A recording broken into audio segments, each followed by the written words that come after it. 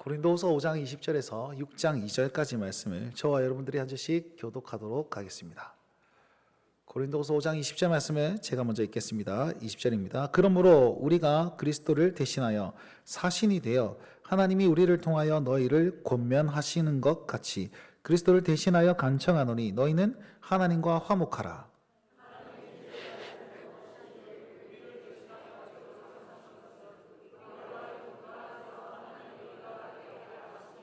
우리가 하나님과 함께 일하는 자로서 너희를 권하노니 하나님의 은혜를 헛되이 받지 말라. 이르시되 내가 은혜 베풀 때에 너희가 듣고 구원의 날에 너를 도왔다 하였으니 보라 지금은 은혜 받을 만한 때요 보라 지금은 구원의 날이로다. 아멘.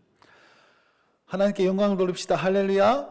아멘. 우리 오후의 시간은 요거 한번 읽어볼까요? 확실한 복음. 우리 교회 비전 한번 크게 한번 외쳤으면 좋겠습니다. 시작. 확실한 복음, 활력 있는 교회, 행복한 성도, 확장되는 하나님의 나라. 할렐루야. 아멘. 우리가 이 일들을 이루기 위해서 부르심 받은지 알고 또 같은 비전과 같은 소망을 품고 나아가셨으면 좋겠습니다. 아멘. 오후 시간에도 참 피곤하고 기운이 없으실 텐데 정말 너무 감사합니다. 오늘 또 하나님의 크신 은혜가 있을 줄 믿습니다. 보니까요, 제가 오전 예배도 인도하고 오후 예배도 인도하니까 좋은 점이 뭐냐면 이제 말씀을 쭉 이어서 할 수 있다는 그런 어떤 그 장점이 있더라고요. 안 좋은 점이 뭐냐면 했던 말 반복했을 수도 있다. 네, 중복되는 부분이 있다. 뭐 이런 식으로 또 생각할 수 있겠는데요. 근데 제가 살아보니까 일주일 내내 묵상하고 그 말씀 연구를 하다 보니까 이게 자연스럽게 갈 수밖에 없더라고요. 이거 하고 또 생뚱맞게 또 저거 하고 이럴 수가 없겠더라고요. 그래서 오늘 오후의 말씀은 오전 말씀을 살짝 기억하시면서 좀 들으셔도 좋을 것 같고 또 종료주일에 맞춰서도 들으셔도 좋을 것 같고 아니면 그냥 오늘 앞에 거 다 까먹고 이것만 들으셔도 좋을 것 같습니다. 하나님 말씀하면서 우리 마음을 열고 함께 받았으면 좋겠습니다. 신방을 가보니까 참 새로움을 많이 느낍니다. 저희 교인들을 한 사람씩 만나고 한 가정씩 만나고 한 번은 떼거지로 만나고 뭐 이렇게 만났습니다.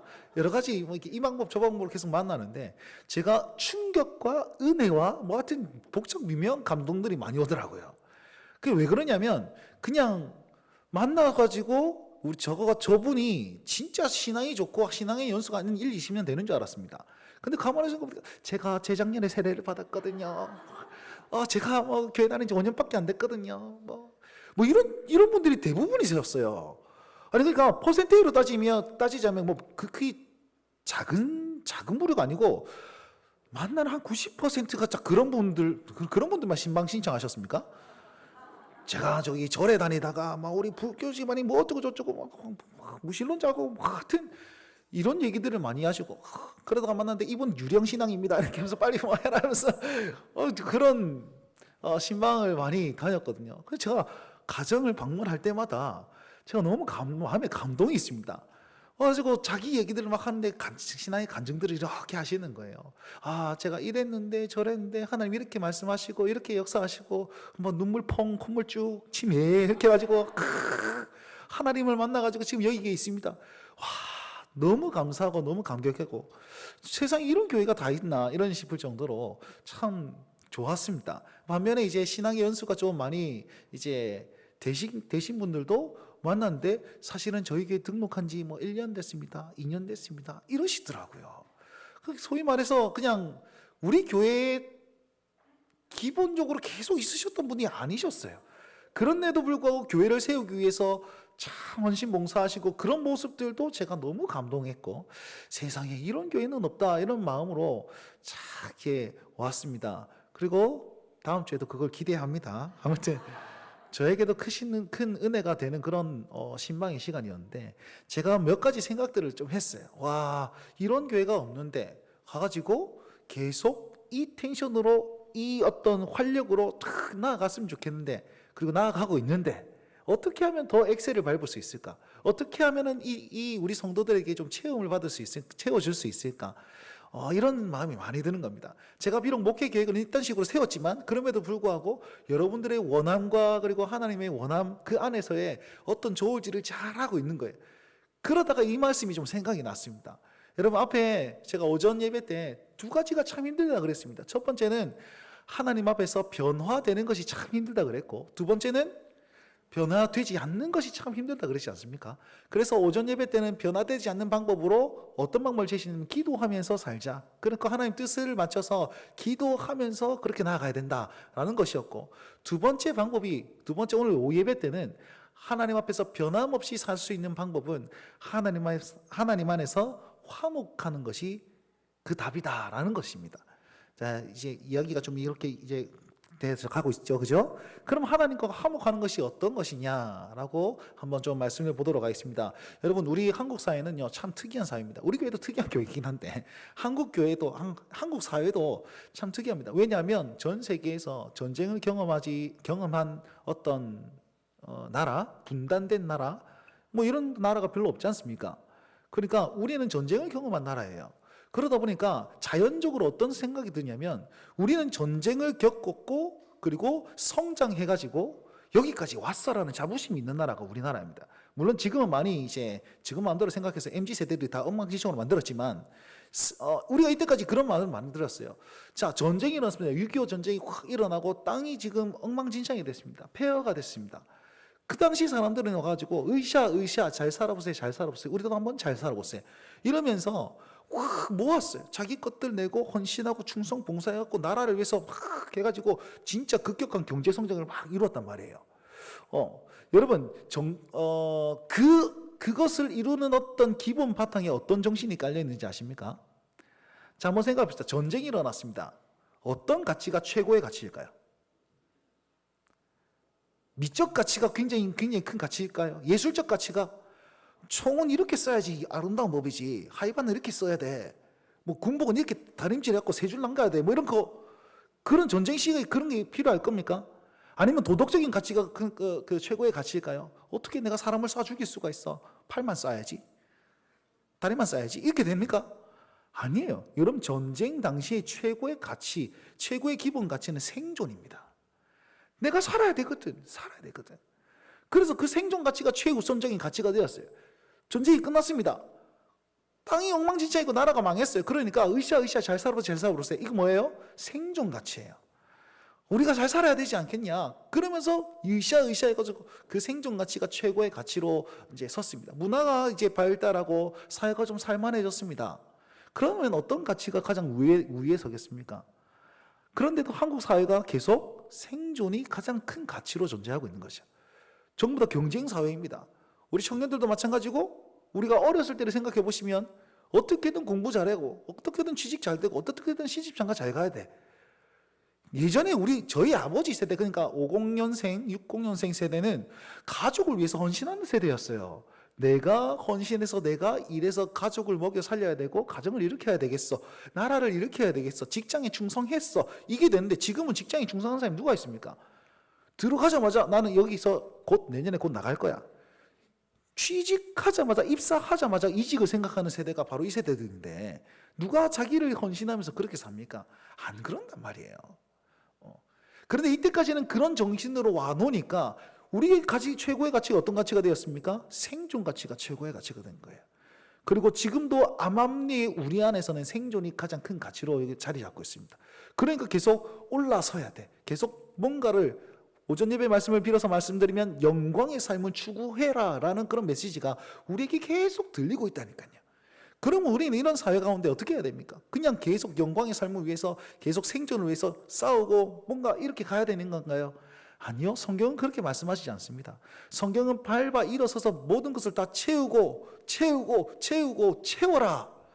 그렇게 말씀하지 않습니다.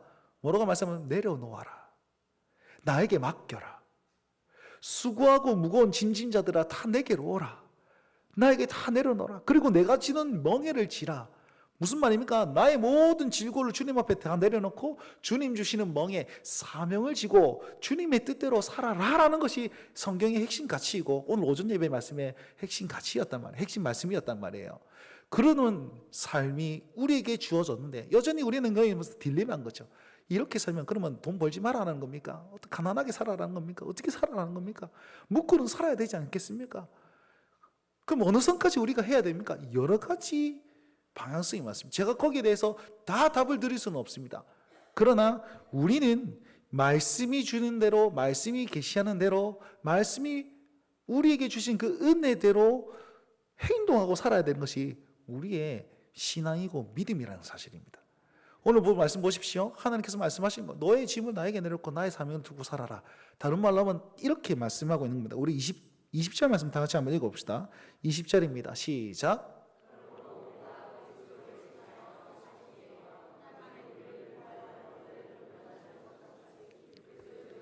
간청하노니 너희는 하나님과 화목하라. 아멘. 하나님과 뭐 하라고요? 화목하라. 자, 우리나라 성경에는 하나님과 화목하라 이렇게 되어 있는데 헬라어로 가만히 째려보면 헬라어가 굉장히 특이하게 쓰여져 있습니다.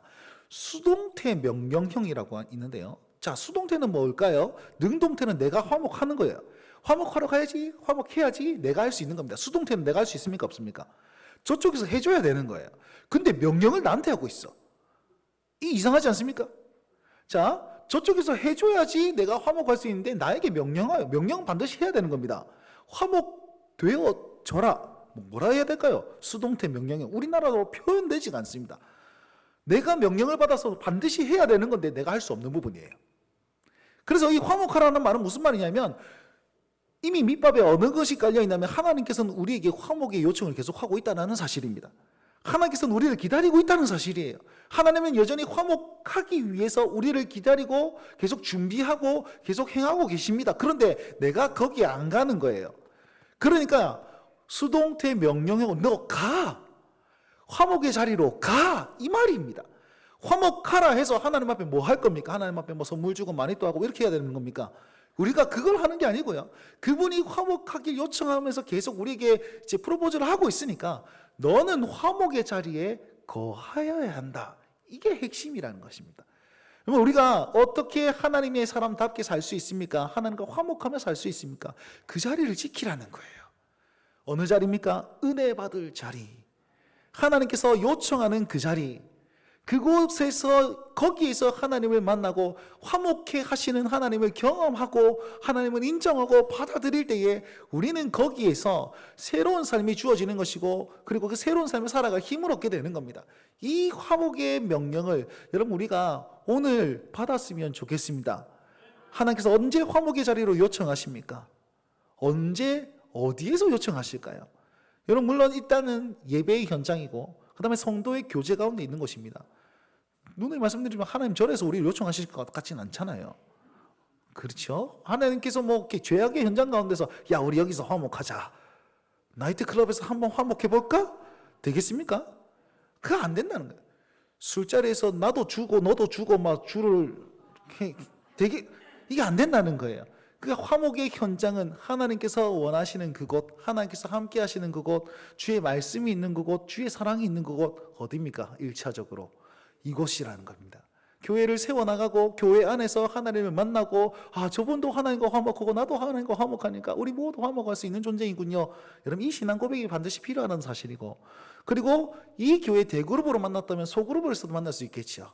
셀 모임, 구역 모임을 통해서 우리는 그 화목을 경험할 수 있습니다. 그리고 가정 가운데서도 그 화목을 경험할 수 있는 거예요. 그런데 중요한 것은 이 말씀의 자리, 성찬의 자리에서 우리가 은혜를 받은 사람으로서 그곳에서 화목으로 나아가야 되는 겁니다. 그리고 있잖아요. 하나님께서는 화목의 자리로 요청하시는데 어떻게 요청하느냐? 사람을 통해서 요청하고 있습니다. 오늘 읽었던 20절 말씀 다시 한번 보시면요. 그러므로 우리가 그리스도를 대신하여 사신이 되었다. 우리가 누굽니까? 사도 바울을 포함한 그 전도 대원들, 그 사람들이 내가 하나님을 대신하여서 너희에게 말한다. 하나님과 화목되십시오. 화목의 자리로 가십시오 라고 말하는 겁니다. 여러분 앞절 한번 보시면 이런 구절이 있습니다. 17절 말씀입니다. 17절 말씀 보시면 그런즉 누구든지 그리스도 안에 있으면 새로운 피조물이라 이전 것은 지나갔으니 보라 새 것이 되었도다. 자, 예수 그리스도를 영접한 사람은 이제 새로운 존재가 되었습니다. 새로운 존재가 되어서 나 네가 마음대로 살아라. 나는 새로운 존재가 되었어요. 할렐루야 찬양합니다. 그러고서 천국 갈 때까지 혼자서 생활합니까? 아니요. 18절 말씀에 사명을 허락하시는데 이렇게 말씀하고 있습니다. 다 같이 읽읍시다. 시작.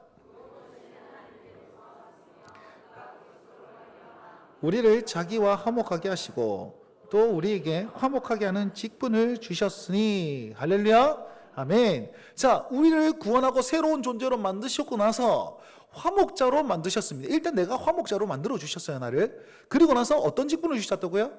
화목하게 하는 직분을 주셨다는 것.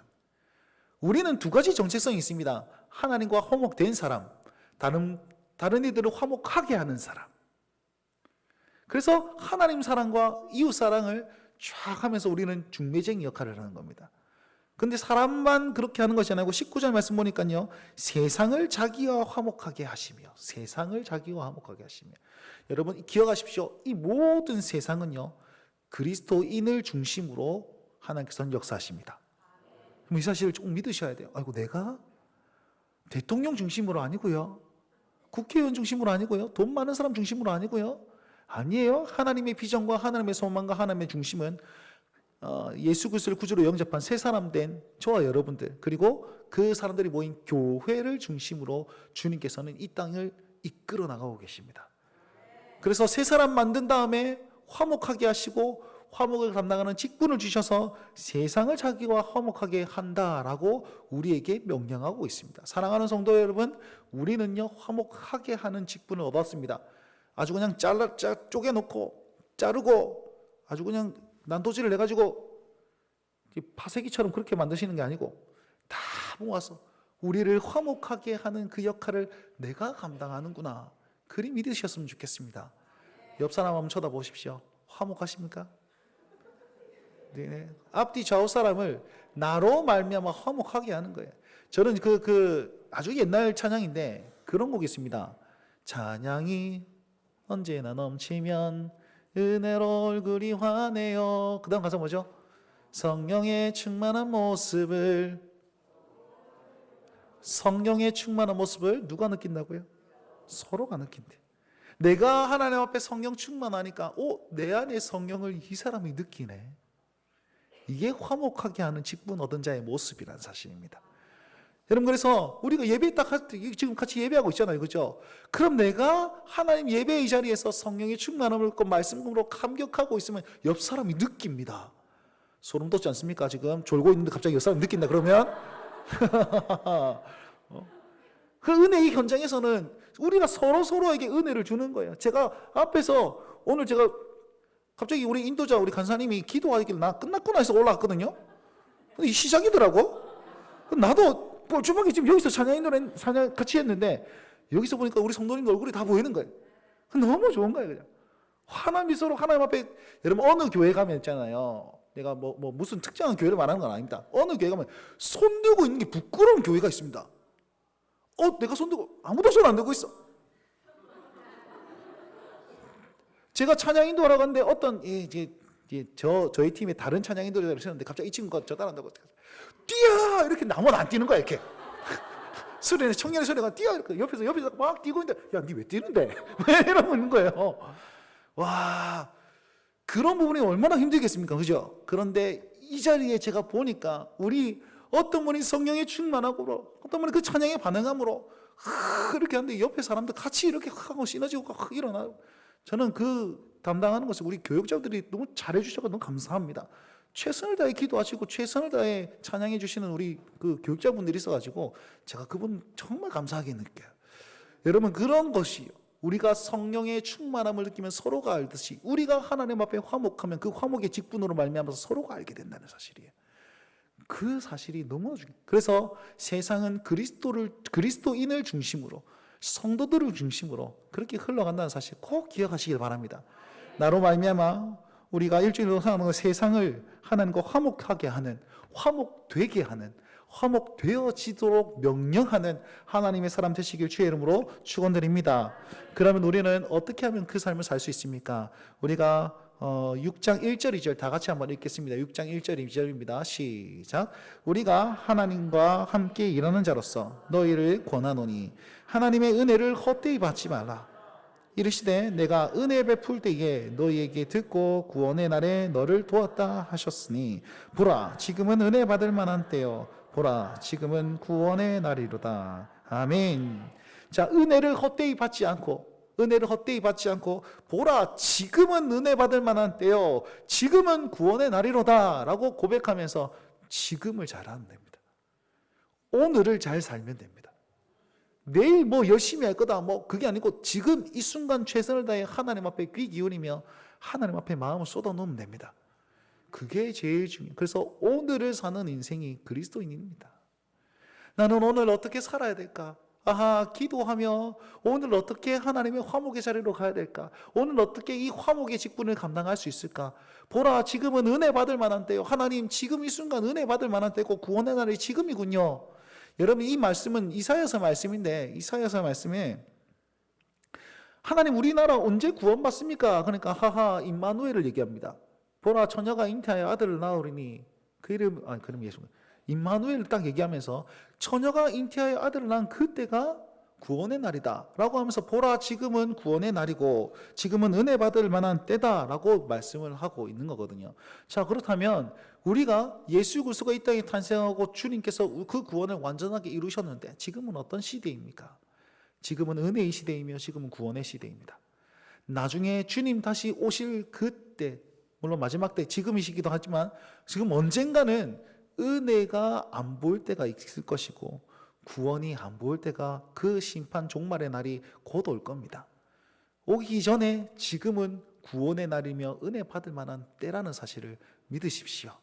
그래서 우리는 하루하루 날마다 지금 이 순간 주시는 그 은혜를 사모하며 사는 거예요. 그리고 지금 이 순간 그 은혜를 사모하며 살면 내 짐을 내려놓고 주님 주시는 사명을 짊어지고 또 지금 이 순간 그 은혜를 받고 그 구원의 날을 확신하면 은혜를 헛되이 받지 않고 내가 지금 하나님과 화목의 자리에서 하나님과 교제할 수 있는 그 은혜가 날마다 있을 것이라는 사실입니다. 여러분 이 말씀을 꼭 기억하시면서 우리 삶에서 내가 먼저 날마다 나는 새로워진 존재군요. 보라 이전 것은 지나갔으니 보라 새 것이 되었도다. 그러면서 하나님과의 화목의 자리를 찾아 그 화목을 누리시고 또 그것으로 말미암아 우리 자녀에게 배우자에게 그리고 직장 동료들에게 혹은 스쳐 지나가는 모든 사람들에게 화목의 어떤 영향력들이 나타나실 수 있는 사랑하는 우리 온 성도들 되시길 주의 이름으로 축원드립니다.